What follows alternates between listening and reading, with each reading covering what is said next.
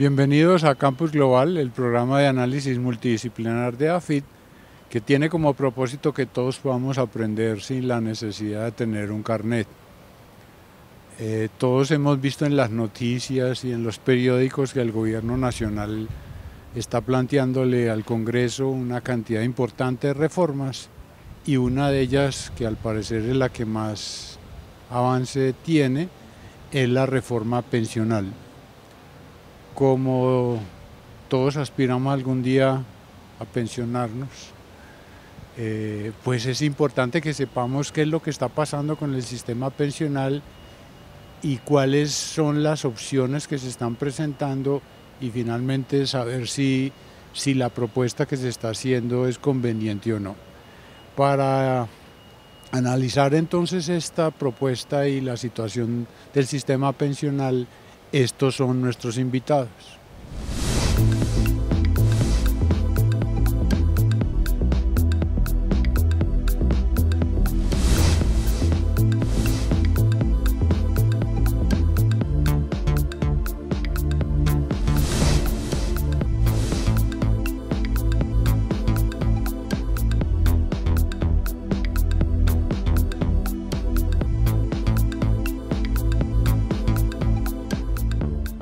Bueno, para hablar de una reforma, pues uno supone que tiene que saber si lo que tenemos es que no está funcionando o se puede mejorar.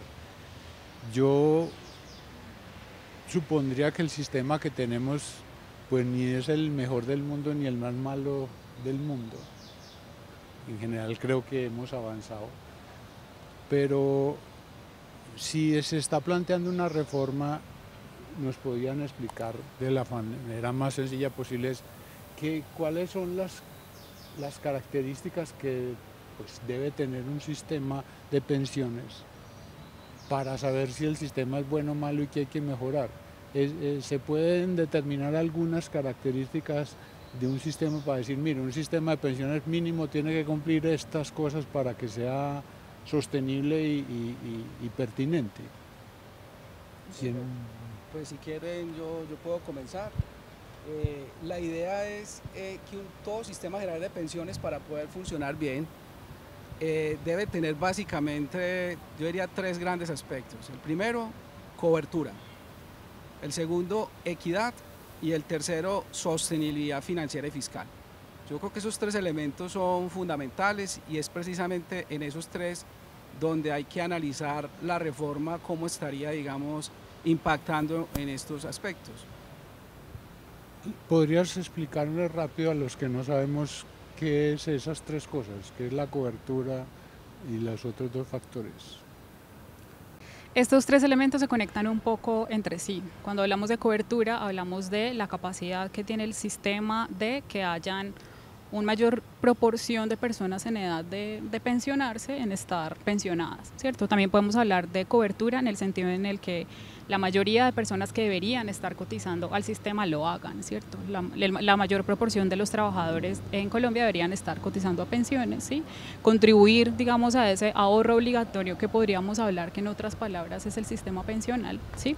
Y bueno, y como lo decía hace un momento, pues el hecho de que hayan muchas o pocas personas en edad de jubilación que estén pensionadas o que no lo estén, nos habla de pronto de un fallo en la cobertura. Si podemos de pronto adelantar un poco sobre los fallos en la cobertura que tiene nuestro sistema pensional, hablamos de un sistema pensional que está cubriendo solamente al 25,5% según los cálculos más recientes, que son los de bueno, digamos de varios colectivos de análisis, como por ejemplo el comité de análisis de la reforma, el comité consultivo de la regla fiscal, por ejemplo, ha dado su última previsión de cobertura, y esto es más o menos lo que nos está diciendo, ¿cierto? Entonces podríamos decir que de 4 personas en Colombia que están en edad de pensionarse, solamente una persona tiene pensión, y digamos esto no es ideal y probablemente estamos por debajo de los estándares de América Latina.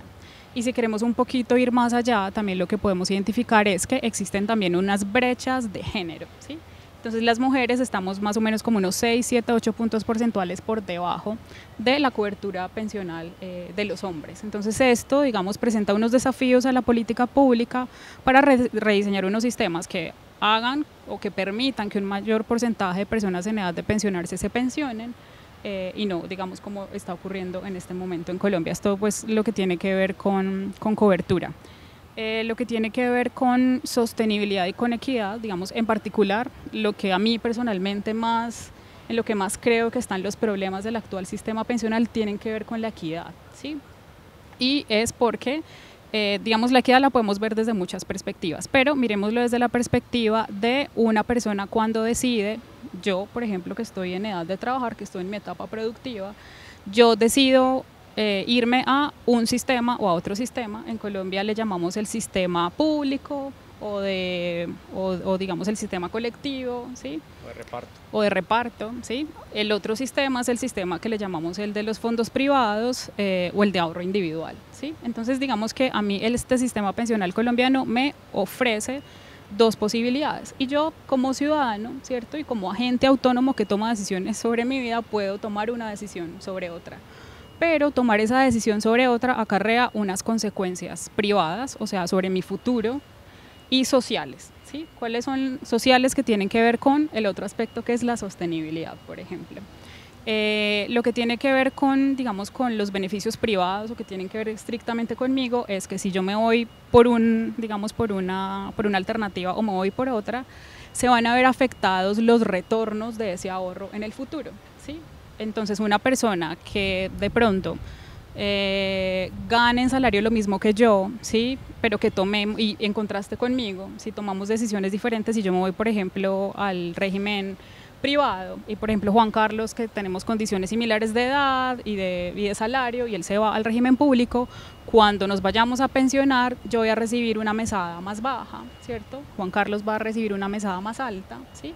Y esto se considera que es injusto, ¿sí? Desde la perspectiva de los beneficios, porque somos iguales, ¿cierto? Pues iguales, digamos, en teoría, en términos de el tiempo que vamos a cotizar y el monto que vamos a cotizar. Entonces ahí hay una desigualdad que esto hay que resolverlo. Y digamos, este es uno de los principales, o esto es uno de los, digamos, motivaciones principales que yo en lo personal creo que una reforma, sea esta o cualquiera que se presente, tiene que resolver, ¿cierto? No sé si quieres hablar tú de sostenibilidad. Sí, yo creo que muy importante lo que acaban de recalcar en torno a la definición de lo que es cobertura y lo que es sostenibilidad, pero también hay que tener en cuenta que no son solo tres criterios o tres grandes factores, hay un cuarto que es el de la adecuación de la tasa de reemplazo, o sea, qué tan suficientes son las pensiones.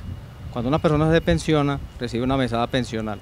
Esa mesada pensional se relaciona con el salario promedio de los últimos 10 años. Esa es una proporción.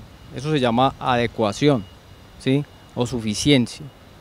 En el sistema público, o sea, en el régimen de prima media, esa tasa de reemplazo es del 64%, mientras que en promedio, digámoslo así, en el régimen de ahorro individual es del 35%, pero hay mucha variabilidad. Entonces, por ejemplo, en materia de cobertura, en las principales ciudades del país, la cobertura, como lo acaba de decir Laura, esa cobertura es de 1 de cada 4 se pensiona, pero si nos vamos a las regiones más apartadas del país, es 1 de cada 10. O sea que hay heterogeneidad, ¿cierto? El país es un país de regiones, no es lo mismo el Pacífico, el Caribe, que el centro del país en términos de cobertura. Hay mucha diversidad. Entonces, eso acentúa los problemas de desigualdad o de inequidad en el sistema, como bien lo dice Laura. Hay que tener en cuenta que todo esto termina afectando la toma de decisiones de las personas, porque no saben dónde van a estar. Aún hoy en día que no se ha hecho reforma, la gente toma malas decisiones de muchos, de dónde deberían estar, ¿cierto? Se supone que las personas entre más bajos salarios ganen, o sea, por debajo de 1.6, 1.7 salarios mínimos, y tengan una buena constancia, digamos, de cotización en el sistema, se beneficiarían más estando en el régimen de ahorro individual. Pero muchas personas hacen lo contrario, de salarios bajos empiezan a trasladarse o optan por ir al régimen de prima media.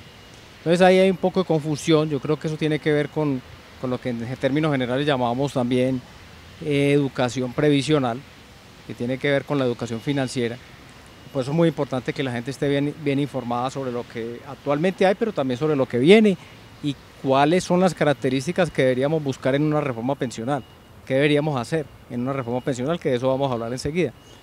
Entonces, resumiendo, son 4 grandes macrofactores, que son la cobertura, la parte de equidad, ¿cierto?, entre sistemas, tenemos 2 sistemas que compiten en lugar de complementarse.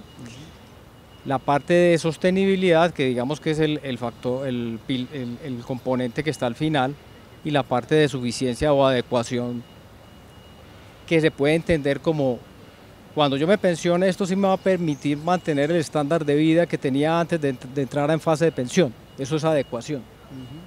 ¿Sí? Para los que no sabemos del tema, pero pues suponemos que, porque yo creo que todavía hay gente que cree que la plata sale como de los árboles, y un sistema que estamos hablando de dinero económico, pues tiene que tener una fuente. Yo creo que la gente no entiende de dónde sale la plata para un sistema de pensiones.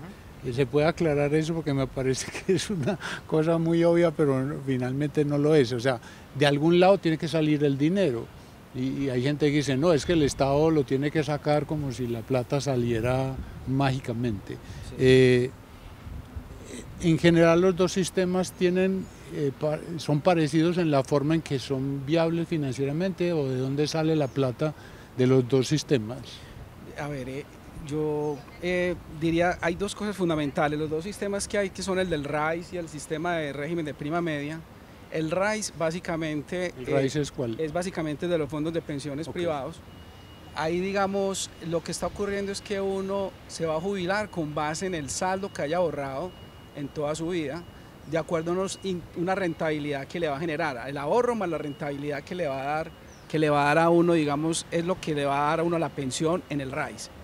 Mientras que en el régimen de prima media, realmente uno va, digamos, a recibir esos ingresos es con base en los cotizantes que actualmente están generando las cotizaciones en el sistema. Es decir, usted se ahorra, usted realmente recibe lo que usted ahorró o el promedio de salario que usted tuvo en los últimos 10 años. Muchas personas en el régimen de prima media, ese salario promedio, digámoslo así, para poderlo recibir luego en la pensión, nunca lo alcanzaron a ahorrar realmente. Entonces, ese es como el problema de raíz que hay entre el régimen de prima media y el del RAIS, que realmente uno en el RAIS, pues realmente se va a pensionar es con base en lo que ahorró durante toda la vida. Pero en el régimen de prima media, de alguna manera, ese salario promedio que tuvo en los últimos 10 años, que usted va a recibir, usted no lo alcanzó a ahorrar realmente durante toda su vida. Entonces, eso genera subsidios. Y ahí es donde, digamos, empieza la gran diferencia, como dice Juan, que hay entre los sistemas, y que lleva muchas veces a que en estos momentos las personas se pasen de un sistema a otro, o sea, que compitan y no sean complementarios, que es lo que se quiere con el sistema de la reforma de los pilares, que sean complementarios, sino que no compitan.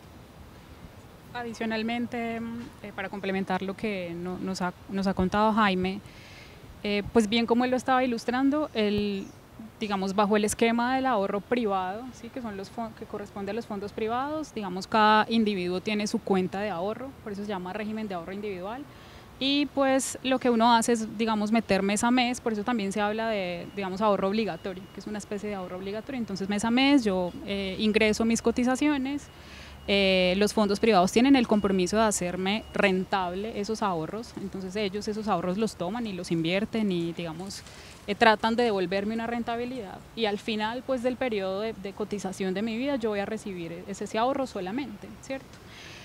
En contraste, lo que tenemos en el régimen de ahorro del régimen de prima media o del régimen público es que, pues, se subvenciona, recibimos unas subvenciones que vienen de los impuestos que pagamos todos los colombianos. Digamos, ahí está el otro componente de inequidad, y es que, pues, digamos, este es un costo fiscal muy alto, que no está en unos niveles alarmantes hoy en día en Colombia, porque relacionado con lo que decíamos ahorita, porque nuestra cobertura pensional es muy baja, pero en la medida en la que si más personas estuvieran en el régimen público, estaríamos ya en unos niveles como muy alarmantes en términos de los desafíos fiscales para poder sostenerle a las personas. Aparte de todo, digamos, el asunto también con la inequidad del régimen público tiene que ver con que las personas, los colombianos en promedio, pues que pagamos impuestos, ¿sí?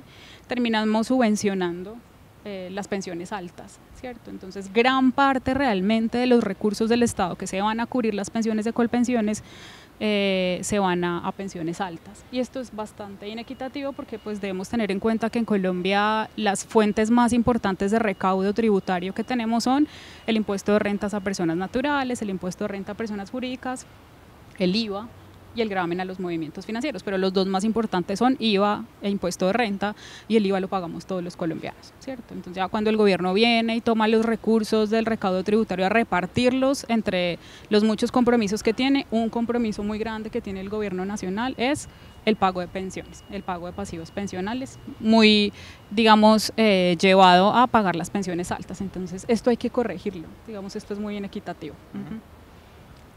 Sí, yo adicionalmente lo ilustraría de la siguiente manera. En el régimen de ahorro individual hay cuentas de ahorro individual, ¿cierto? Entonces, además de ingresos y gastos, hay un balance general, o sea, hay activos y pasivos. En el régimen de prima media hay un fondo común, no hay cuentas de ahorro individual. Entonces, es un fondo común que depende de la cantidad de aportantes que tenga.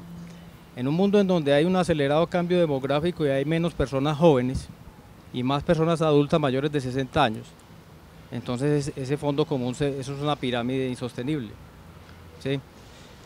En el régimen de prima media o sistema público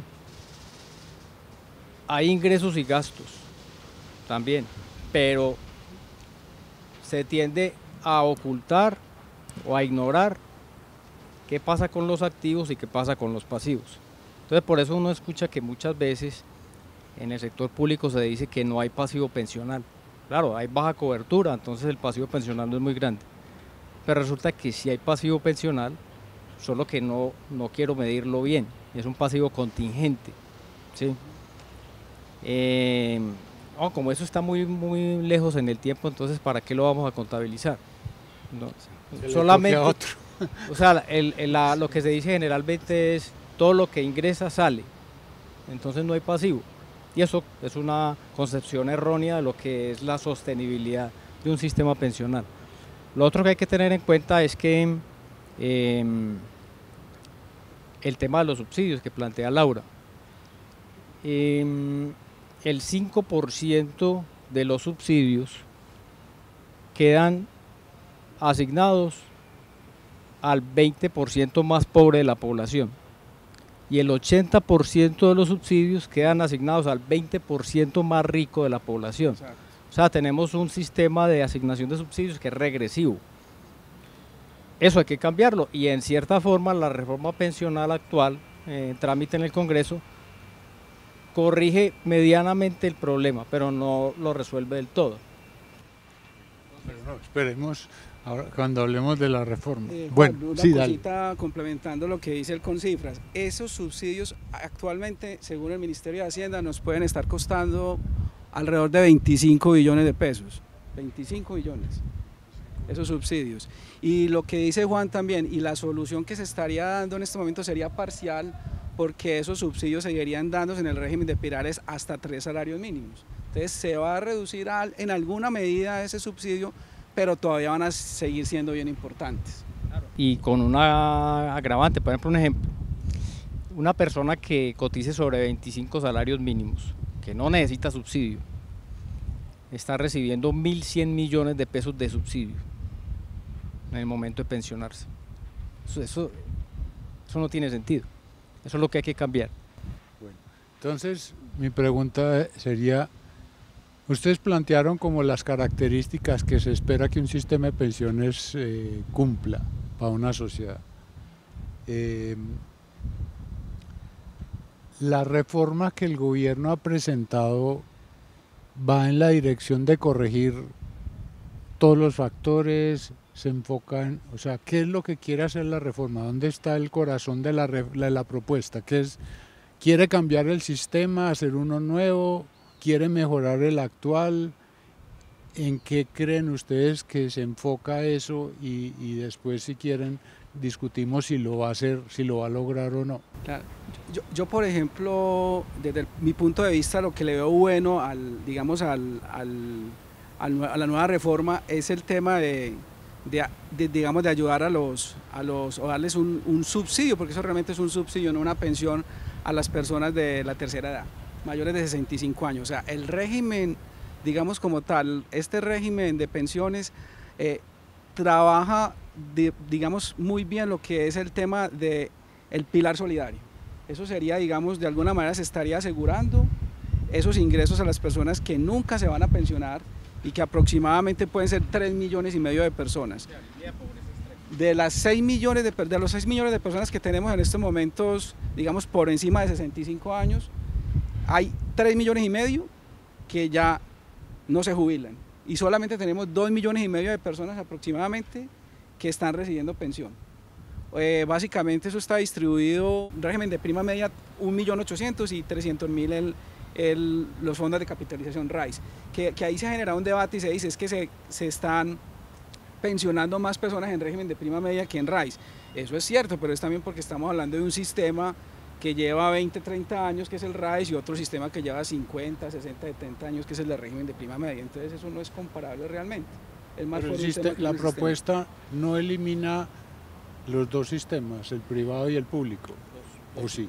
Los hace complementarios. Los hace complementarios, siguen sustituyendo. Siguen existiendo. Es como que el gobierno tomara todo lo que es el básico, todo lo que es, digamos, lo que es el solidario, todo lo básico, hasta los 3 salarios mínimos, y ya lo que es complementario, más de 3 salarios mínimos, los seguirían manejando los fondos de pensión. O sea, si yo me gano, supongamos, 6 salarios mínimos, la reforma que dice que de los 3 primeros salarios míos, salarios tuyos, el aporte mío a pensiones se va para el sistema público. Exactamente. Y de lo de encima de 3 millones, si yo quiero, de 3 salarios, de 3 salarios se va para el que yo quiera. ¿O cómo es? O sea, ¿qué hacen con mi plata? El sistema de pilares tiene un pilar solidario, ¿cierto? Es para todas las personas que están en esa condición de pobreza extrema, de vulnerabilidad, ¿cierto? Es el pilar 0, llamémoslo así. ¿Sí o no? Hay un pilar que es... ¿Pilares que para los que no sabemos? A ver, es que la reforma de pilares... Juan Carlos, exactamente. Los pilares. Esto surgió por allá con el Banco Mundial, ¿cierto? En el siglo pasado. Fue una ocurrencia del Banco Mundial como para tratar de hacer equilibrado el desarrollo social y económico de los sistemas de pensiones. Pero no se ha verificado que un diseño de sistema de pilares sea realmente eficiente o cuáles son las condiciones que harían que ese sistema sea eficiente. Entonces, ¿cómo funciona? Hay un componente, generalmente son 3 pilares, un componente solidario para los que están más cercanos de la situación de pobreza, un componente de ahorro obligatorio, ¿cierto? En donde en este caso nosotros tenemos, eso es lo que llamamos un sistema contributivo. Ese pilar, hay un sistema contributivo, nosotros pusimos un pilar semicontributivo, que es como un intermedio entre el pilar 0 y el pilar contributivo. Está el pilar contributivo y está el pilar voluntario, ¿sí? Nosotros tenemos un sistema con 4 pilares: solidario, semicontributivo, contributivo, lo que está proponiendo, y ya la parte de ahorro voluntario. ¿Pero pilares qué? Perdón, ¿Qué que es yo pilar? tengo que Entonces, ¿pilares qué? Pilares como una estructura de tus características sociodemográficas, de ingreso, de condición de desarrollo educativo, socioeconómico, te caracterizan para estar en el solidario, para estar en la población económicamente activa, trabajando y cotizando. ¿Eres cotizante o no eres cotizante? ¿Qué es un cotizante? Una persona puede estar en el sistema afiliado, ¿sí? En el sistema, ya sea en el sistema general de pensiones, pero puede no estar cotizando, o sea, no puede estar no aportando. Ese estatus de esa persona es no cotizante. O sea, entonces, se estima que en Colombia aproximadamente el 38% de los afiliados al Sistema General de Pensiones cotizan, solamente el 38%. Eso, tenemos un problema no solamente de cobertura, sino también de cotización. Si empezamos a mirar eso más en detalle, vemos que es más grave entre las personas que son independientes o que trabajadores por cuenta propia. Ahí es el 85-86%. Entonces, pilar es una categoría. Pilares que se son le asigna categorías. A una persona. Son clasificaciones. Es una clasificación. Son clasificaciones. De un trabajador o de una persona, dependiendo si cotiza o en qué tipo de sistema cotiza. Si eres formal, si eres, tienes densidad de cotización, si tienes capacidad de generar una pensión con tu ahorro, en fin. Entonces, ¿quiénes están en condición de vulnerabilidad? Generalmente las personas que están en el pilar 0 son las que van a estar allí. En ese sistema, en este pilar 0, como lo dice Jaime, hoy pueden haber entre 2 y 3 millones de personas, pero según el gobierno, la idea es a 2100 tener mínimo 8 millones de personas cubiertas por ese pilar solidario. Yo creo que esas proyecciones son cortas, porque 8 millones de personas a 2100 puede ser el doble de personas que están en condición de vulnerabilidad, y eso depende mucho del desempeño de la economía, de la tasa de crecimiento económico, lo que pasa en un futuro que es incierto. El pilar 1, entonces, digamos el pilar semicontributivo, son aquellas personas que pueden ser bachilleres, pueden tener educación superior, pero tienen baja densidad de cotización. Entonces pueden haber estado 40-50% del tiempo en 30 años cotizando al sistema, no se van a pensionar. En promedio muchas de esas personas tienen 300 semanas o 250 semanas. Si es mujer, tiene menos semanas cotizadas que si es hombre. Recordemos que en el régimen de prima media, actualmente, bajo las condiciones actuales, son 1.300 semanas para poder acceder a la pensión, mientras que en el régimen de ahorro individual son 1.150 semanas, ¿cierto? O sea, 3 años menos. Entonces, ¿por qué muchas personas no se pensionan y reciben una devolución de saldos o una indemnización sustitutiva? Porque la densidad de cotización es muy baja o las semanas acumuladas son muy bajas. Entonces, ese pilar semicontributivo está orientado a esas personas que están no están en el pilar 0 de pobreza, tampoco están más cerca de la pensión, sino que están en la mitad. El contributivo es en donde hay dos complementos, el complemento público y el complemento privado. Entonces ahí ese es digamos uno de los puntos críticos de la reforma, y es cuál es el punto de corte o el umbral de corte para que se decida que en Colombia una persona debe estar en el complemento contributivo público administrado por Colpensiones o en el componente contributivo privado administrado por los fondos privados. La propuesta actual del gobierno es que ese punto de corte, umbral de corte, sea de 3 salarios mínimos. ¿Sí? Entonces el ejemplo que tú ponías, te ganas 6 salarios mínimos o cotizas sobre un ingreso base de cotización de salarios mínimos, tus 3 primeros salarios, y eso no se cambia, van al componente público administrado por Colpensiones. Todo lo que exceda de 3 salarios mínimos va a un componente privado. ¿Sí? Si yo quiero. Por ejemplo, si yo estoy en el sistema público, ¿todo lo que yo contribuya se va al público o se reparte? ¿No has dicho? Es que ya no puedes elegir, ya No es solo puedes un elegir. sistema. Ya es solo un sistema. Pierdes la capacidad de elección. En el sistema actual. No, en la propuesta. En la propuesta no me dejan elegir. Se pierde la libertad de elección. Ah, ok. Es una camisa de fuerza. Hay 3 salarios que quedan en el público y de ahí para adelante ya para los De privados. 3 para arriba, yo sí tengo posibilidad de decidir para dónde se va mi plata. ¿no? Exactamente. Exacto. Pero de los 3 primeros se van automáticamente Sí, no tiene para forma la de bolsa elegir. pública. Sí, señor. Listo. Perfecto. Exactamente. Sí.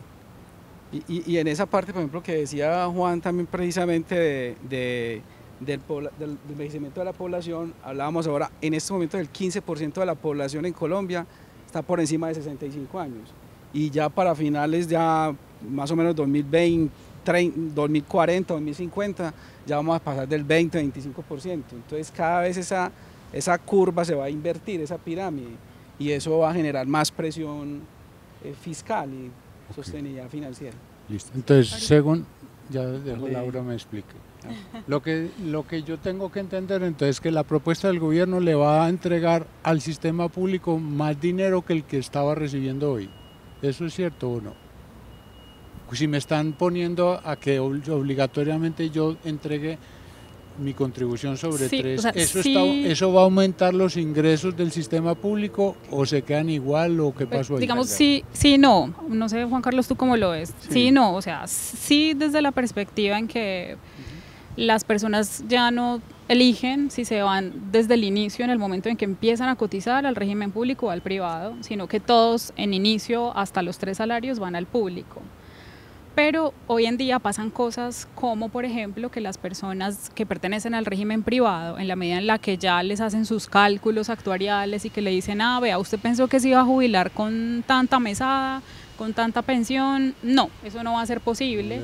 Entonces lo que vemos hoy en día, ¿cierto?, es mucha presión sobre la rama judicial para forzar a que las personas cotizaron toda su vida en el régimen privado y en el último momentico de su vida como trabajadores se pasen, ¿sí?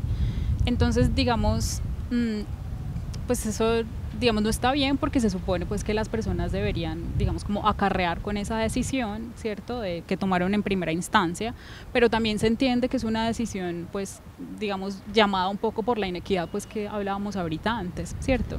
Entonces, entonces, la respuesta a la pregunta, digamos, es sí desde la perspectiva en que desde el comienzo se le resta, digamos, como el mercado que tienen los operadores privados, digamos, de manejar pensiones, porque solamente como está la reforma hoy en día tendrían, digamos, la posibilidad de entrar a ese segmentico de mercado que es muy estrechito en Colombia porque Colombia es un país de bajos ingresos y es inequitativo. Entonces el segmento de población de Colombia que gana, que tiene ingresos superiores a 3 millones es realmente muy bajo. Los últimos datos de la encuesta de presupuestos de los hogares nos indican que en promedio un hogar, ¿cierto?, recibe 2.250.000 pesos, un hogar en promedio en Colombia, y que la persona que lleva los ingresos a ese hogar, como el receptor de los ingresos, recibe solamente 1.200.000, que es un poco más del salario mínimo, ¿cierto? Entonces, digamos, ¿esto para qué? Simplemente pues para ver que se rompen un poco como las posibilidades o la capacidad que van a tener los fondos privados de administrar mayor volumen de recursos del sistema, ¿cierto? Entonces, en ese sentido, sí, pero en el sentido de que la gente se pasa al final de su vida, digamos, de cotizante al régimen público o a Colpensiones, yo pensaría que dudo un poco como para responder. Sí, en efecto, no sé qué opina Juan Carlos. Sí, está muy bien. Lo que pasa es que hay un juego perverso allí con ese tema del traslado. Sí. O sea, 10 años antes de cumplir la edad de pensión la gente se pasa, pero si tienes entre más alto el salario, el ingreso base de cotización, pues más incentivos tienes para pasarte al sistema público en las condiciones actuales, porque vas a recibir más subsidio entre más alto sea el salario. Sí. Entonces el sistema es perverso en ese sentido. Pero con la reforma, dependiendo del punto de corte, del umbral de corte, si es de un salario mínimo, que sería lo ideal es que no haya reforma, que esta reforma se caiga, ¿cierto? Digamos que el menos peor escenario es que el umbral de corte sea de un salario, porque eso implicaría que el 48% del flujo de recursos del régimen de ahorro individual pasan a Colpensiones. Si el punto de corte es de 2 salarios, es el 78% de flujo de recursos pasan a Colpensiones. Y si se acepta el de 3 salarios mínimos, es el 91%. ¿Sí? Entonces estamos hablando de marchitamiento del ahorro privado, ¿cierto? Que tiene muchas implicaciones y de eso vamos a hacer otros comentarios. El punto de corte es lo que hemos estado discutiendo, de que hasta 3 salarios se va para el sistema colectivo. Tú dices que si fuera 2, del gobierno. La apuesta es que sea hasta 3, de 3. De 3. Hoy no existe 3 eso. acaba con el sistema con el sistema privado, según tu visión. 90% se trasladaría a los fondos públicos. De la plata que se va a pensiones, con ese corte de 3 se va el 90% para el sistema colectivo. 90% del recaudo. De la plata sí que nos sacan, se va para el colectivo. O sea, deja sin gasolina el sistema privado prácticamente. Sí, eso es como poner una analogía. Tú tienes un lago. El lago está con agua, ese es el stock. Eso es.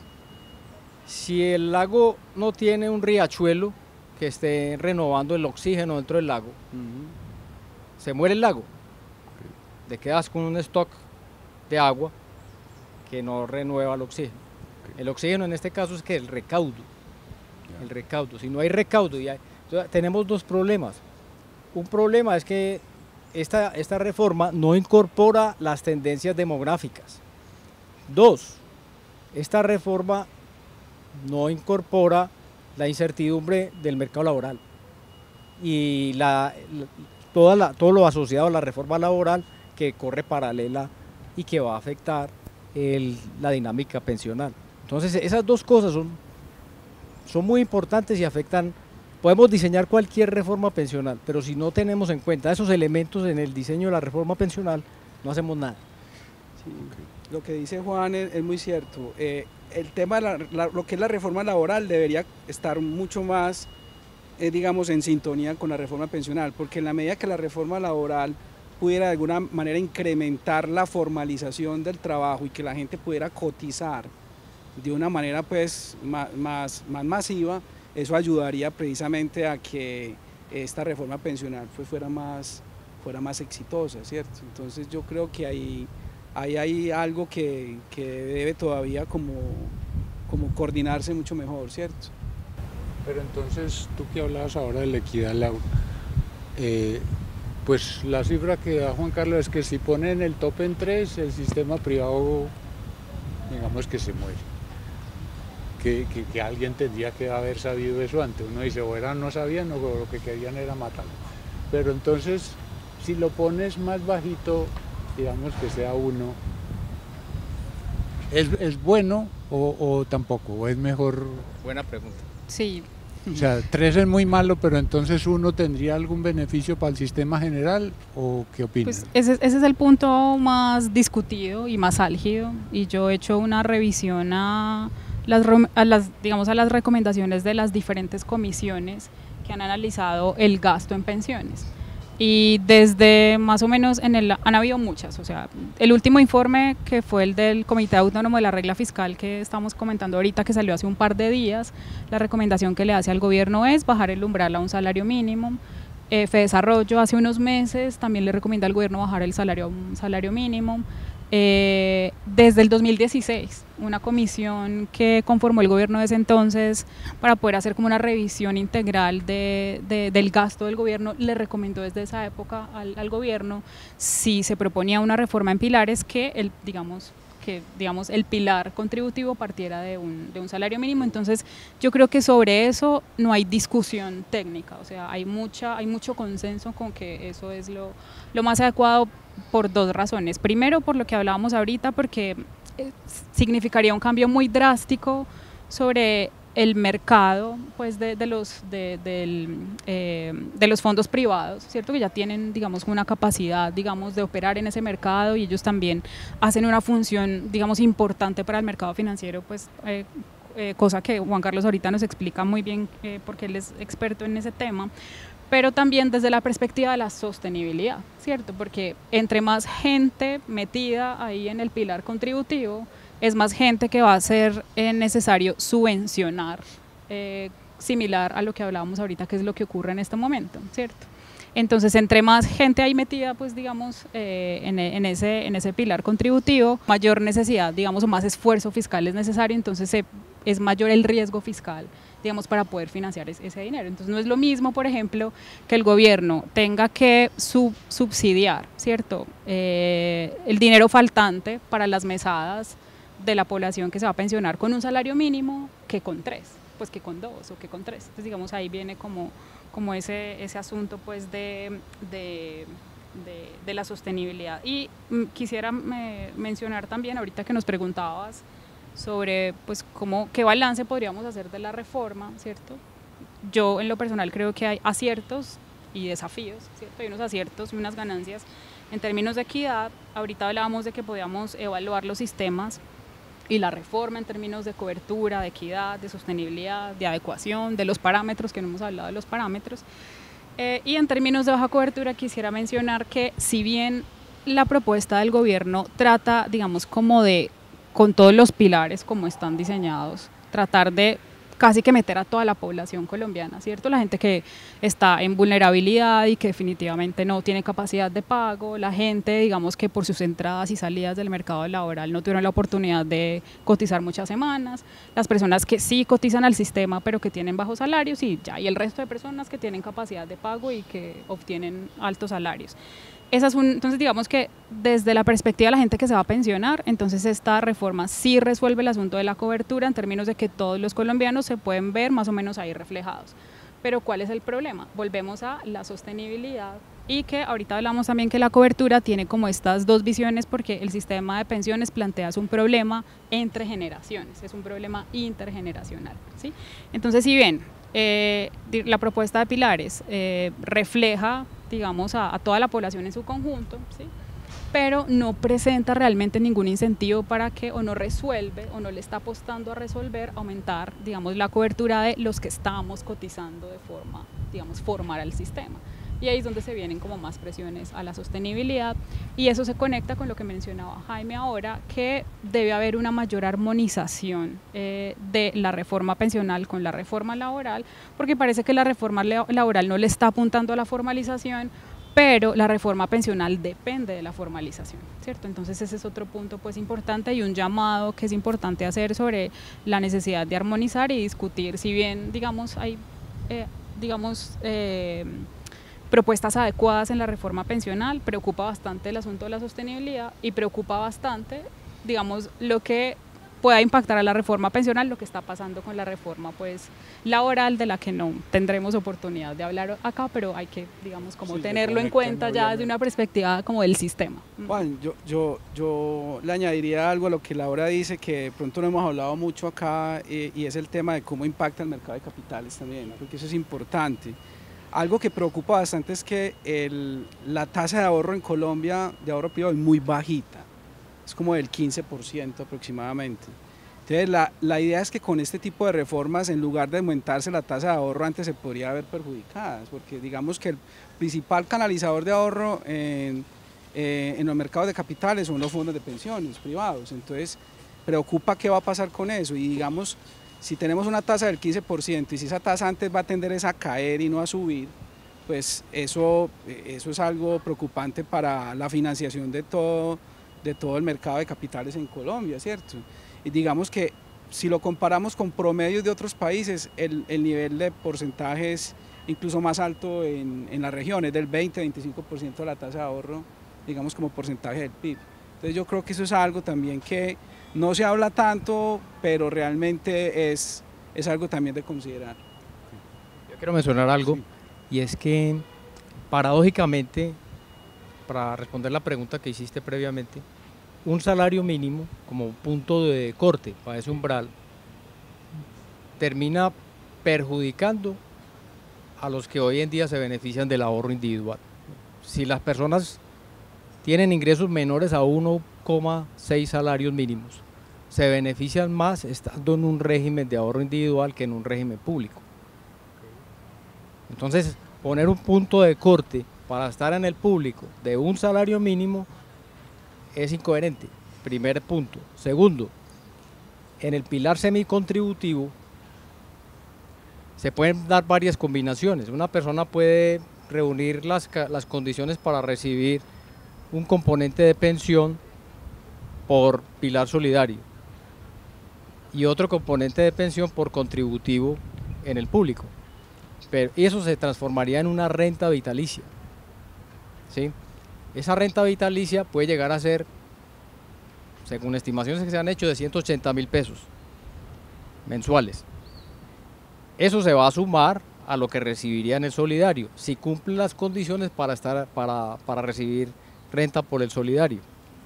Entonces, la pensión al final va a ser una mezcla de componentes, componente solidario, componente contributivo público y componente contributivo privado, ¿cierto?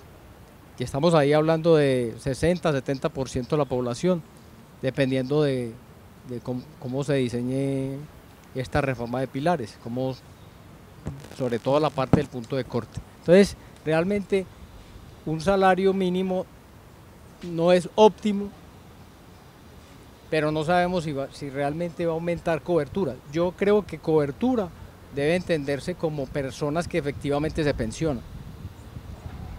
No debe entenderse como personas que están en el sistema, no se pensionan y les terminan dando una devolución de saldos o una indemnización sustitutiva. Por experiencia, en las devoluciones de saldos en el régimen de ahorro individual son 3 veces mayores a las indemnizaciones sustitutivas de personas que no se pensionan en el régimen de prima media. Reciben 3 veces más. ¿Sí? ¿Por qué? Porque hay tasa de interés real positiva en el régimen de ahorro individual. Entonces, ¿qué creo yo que se debería hacer? Deberíamos, si vamos a definir un punto de corte de un salario mínimo, deberíamos hacer 2 cambios adicionales. Que haya reconocimiento de tasa de interés real positiva de 3-4% en esos pilares bajos de la base del sistema de pilares. Y adicionalmente, convertir a Colpensiones en una AFP pública. Segundo. Y tercero, habría que habría que dotarlo de un régimen de inversiones a Colpensiones, pero adicionalmente habría que establecer unas cuentas individuales generacionales en el público y en el privado, ¿cierto? Que la gente tenga una cuenta individual generacional. Y de esa manera, pues, hacer posible que haya realmente aumentos en cobertura. Aún haciendo esos cambios, los saltos en cobertura pensional en Colombia no van a ser espectaculares en 75 años. ¿Por qué? Porque tenemos que mejorar el mercado laboral. Una pregunta que la respuesta segura es difícil, pero yo lo que entiendo es que el sistema, la reforma intenta dotar al gobierno, al Estado de más dinero para, pues digamos que para mejorar la asistencia, la cobertura y eso. Pero, y será que yo soy mal pensado, pero la reforma es clara en el sentido de decir, yo le voy a entregar más plata al Estado, y a mí me da mucho susto porque cuando el Estado nadie lo ronda, no sabemos para dónde va la plata. O sea, la reforma está clara en que la plata se va a manejar bien, porque en el sistema privado, digamos que la libertad del mercado me dice, yo estoy en el fondo X, no me está gustando el rendimiento, me paso para este que lo tiene mejor. Y eso yo creo que obliga a mejorar la operación. Pero cuando a mí me mandan obligatoriamente para allá y yo no sé quién está manejando la plata, ¿eso no es muy peligroso? Sí, realmente la reforma no define mecanismos claros de gobernanza de ese fondo de ahorro público que administraría Colpensiones, que idealmente lo debería administrar el Banco de la República, ¿cierto? Y por otro lado, no hay claridad sobre la suficiencia de los aportes que van a ese fondo de ahorro público. No hay un régimen de inversiones, ¿sí? No hay unas reglas de pago del pasivo, lo que nosotros en finanzas llamamos el ratio de fondeo. Ratio de fondeo es ¿qué? La relación entre el pasivo y el activo. ¿Cuánto tienes en activos en el fondo y cuánto tienes en pasivos de deudas pensionales que pagar? Ese ratio de fondeo es incierto en este momento. Y esa es una de las cosas que se debería incorporar en la reforma pensional. Para que eso sea posible hay que crear una comisión de pensiones, una comisión, así como hay una comisión de regla fiscal, deberíamos tener una comisión de regulación pensional o una superintendencia de pensiones que se encargue de hacer eso, porque es que en este momento eso es incierto. Entonces eso, lo más probable es que si así se aprueba como está previsto, ese dinero se va a convertir en plata de bolsillo del gobierno, se corre ese riesgo y se asigne mal. Y por lo tanto, el ratio de fondeo queda en cero, porque no habría suficientes activos públicos para respaldar los pasivos que son crecientes a futuro. Y lo que hablábamos, Juan, al principio, o sea, hay un riesgo, una incertidumbre de que esos recursos se utilicen o se vuelvan un gasto corriente del gobierno y que no vayan finalmente al pago a las pensiones, que es lo que debería hacer por gobernabilidad, ¿cierto? ¿Ustedes qué sugerirían? O sea, si vamos a hacer una reforma, ¿qué es lo que ustedes plantean que sería sano? No deseable, porque todos quisiéramos que todos los colombianos nos jubiláramos y tuvieran plata, pero ese mundo todavía no existe, ni siquiera en el mundo desarrollado, que incluso están aumentando las edades de jubilación. ¿En qué ustedes tres pondrían los esfuerzos para una reforma que sea pertinente y sostenible? Así muy de golpe, pero pues, ¿qué sería tu propuesta básica, tu mejor? Decir, mire, si nos vamos a concentrar en algo, hagámosle en esto. O sea, yo creo que una de las cosas y creo que en eso estamos de acuerdo casi todos los analistas, es que el tema de tener un pilar solidario o digámoslo, que se apoye la edad, digamos, la gente que tiene más de 65 años, la vejez, eso me parece que está muy bien. Okay. Creo que eso está muy bien porque hay 3 millones de personas que no van a tener pensión ya y están en el aire, y eso, digamos, hay que ayudarlo. No, ¿de dónde van a salir los recursos? Esa es la otra gran pregunta, ¿de dónde van a salir? Pero creo que en eso estamos de acuerdo, que eso se debe solucionar, ¿cierto? Okay. El otro tema es para el tema de la equidad.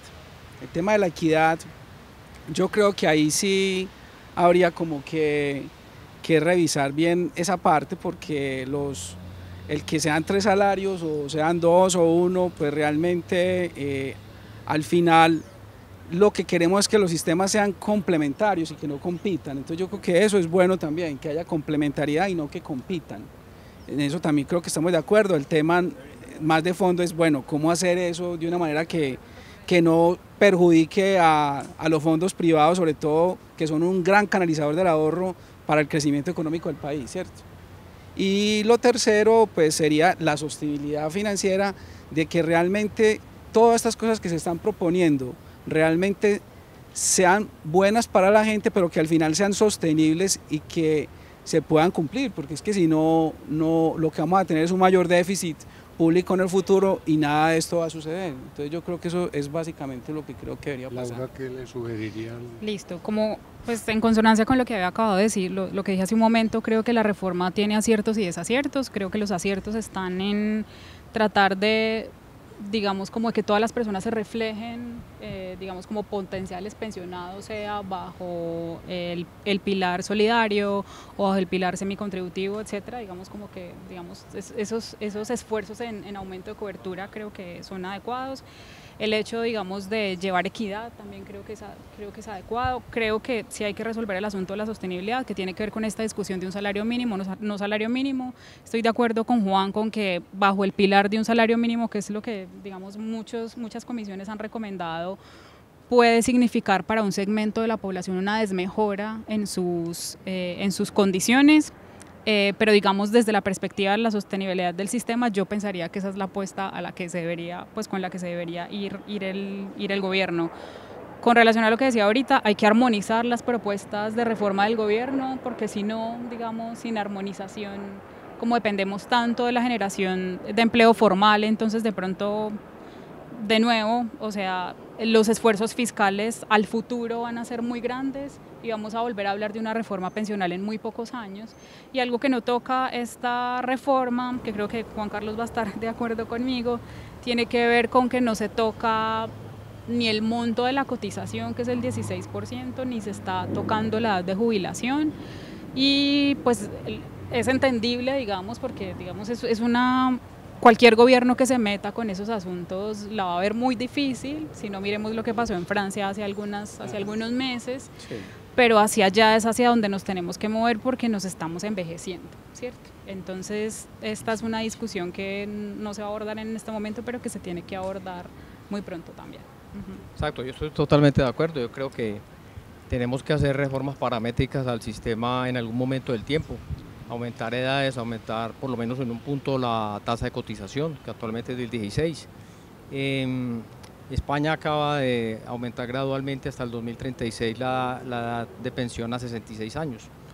Entonces, esas tendencias son globales, Colombia no es exento de esas tendencias. Yo creo que, yo no estoy tan de acuerdo con el tema de la complementariedad, yo creo que hay que inducir más competencia en la igualdad de condiciones entre el público y privado para preservar la libertad de elección. Lo otro es que creo que debe haber cuentas generacionales privadas, que la gente sepa cuánto tiene ahí, ya sea en el privado o en el público. Eso es una tendencia mundial. Y adicionalmente yo creo que cada 5 años debería haber una revisión de los parámetros del sistema y definir mecanismos de ajuste automático. Entonces, ya es el momento de aumentar la edad de pensión, ya es el momento por la evolución del sistema económico, entonces hay que hacerlo. Si no hacemos ese tipo de previsiones desde ya y lo dejamos como un mecanismo dentro de la reforma, más adelante vamos a tener que volver a hacer la reforma. En este momento, acabamos de hacer una medición y coincidimos ahí con ANIF, la reforma pensional, así como estaba propuesta, cuesta 219% del PIB de aquí del 2025 al 2100. Eso es más o menos entre 15 y 20 billones de pesos por año en los próximos 76 años. O sea, cuando uno hace una reforma pensional, la hace no solamente para las generaciones actuales, sino para las que futuras que o están en el colegio o no han nacido y por lo tanto no están en el mercado laboral. Entonces, la pregunta es, ¿qué debemos hacer por esas generaciones futuras hoy responsablemente? No solamente por nosotros. Entonces, creo yo que eso hay que incorporarlo en la reforma pensional. A mí realmente me parece que desde el punto de vista del pilar solidario está bien. Tenemos que diseñar una curva de asignación de subsidios que corrija ese tema de la regresividad en la asignación de subsidios. Eso no se está haciendo, ¿cierto? Y es necesario concentrar la mayor parte de la asignación de subsidios en las personas que son más vulnerables y que están más cerca de la informalidad y del desempleo, que tienen mayor probabilidad de desempleo y mayor probabilidad de no tener una pensión. Eso debería ser prioritario en la reforma. Bueno, yo de pronto entendiendo lo que dice Laura, y me parece que ustedes lo mencionaron, para terminar me atrevería a decir que también hay que ser cuidadosos. Si hacemos una mala reforma laboral, matamos cualquier beneficio que pueda desarrollar una reforma pensional, la que vaya a salir, y por eso tenemos que estar muy pendientes de todas las propuestas, porque finalmente todo se está conectando y si tomamos una mala decisión en un lado, pues seguramente mataremos las otras cosas. Bueno, como ven, el tema es importantísimo y complicado, no es sencilla la solución, pero hay que hacer algo, pero hay que hacerlo bien. Y pues la idea con este programa era ofrecer alguna información para que empecemos a entender el asunto y preocuparnos e interesarnos en el tema, porque finalmente a todos nos va a tocar. Entonces, pues muchas gracias por acompañarnos hoy y nos vemos en el próximo Campus Global.